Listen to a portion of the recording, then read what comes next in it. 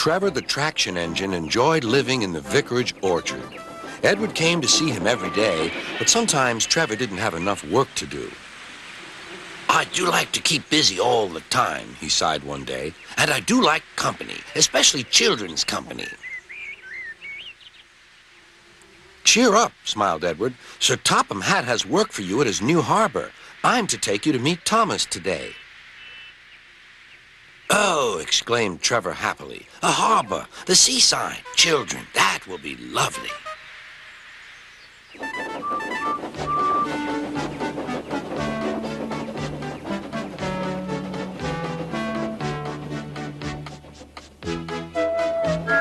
Thomas was on his way to the harbor with a trainload of metal pilings.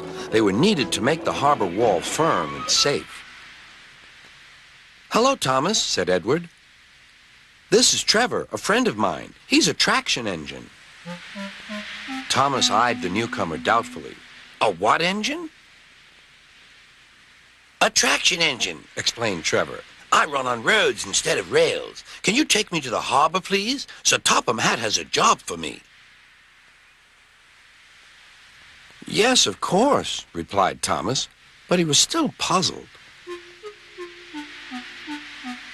Workmen coupled Trevor's car to Thomas's train, and soon they were ready to start their journey.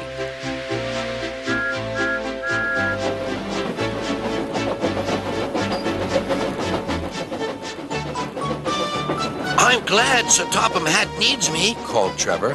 I don't have enough to do sometimes, you know, although I can work anywhere. In orchards, on farms, in scrapyards, even at harbors. But you don't run on rails, puffed Thomas. I'm a traction engine. I don't need rails to be useful, replied Trevor. You wait and see.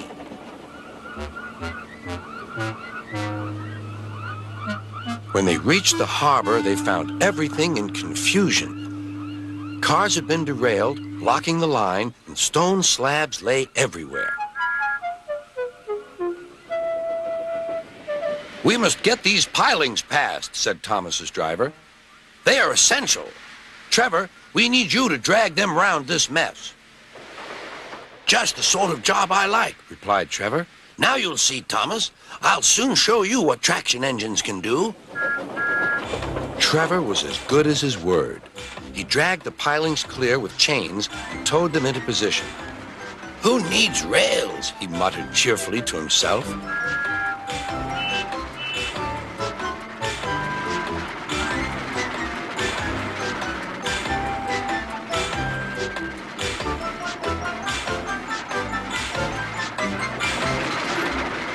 Later, Thomas brought Annie and Clarabelle to visit him. Thomas was most impressed. Now I understand how useful a traction engine can be. The coaches were full of children. Trevor gave them rides along the harbor. He liked this best of all.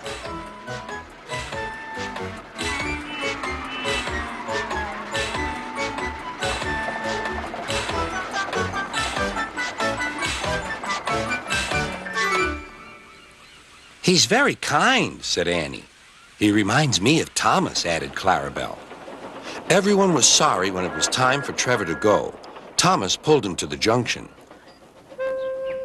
A small tear came into Trevor's eye. Thomas pretended not to see. He whistled gaily to make Trevor happy. I'll come and see you if I can, he promised. The vicar will look after you, and there's plenty of work for you now at the orchard, but we may need you again at the harbor someday. That would be wonderful, said Trevor. That evening, Trevor stood remembering his new friend Thomas, the harbor, and most of all, the children.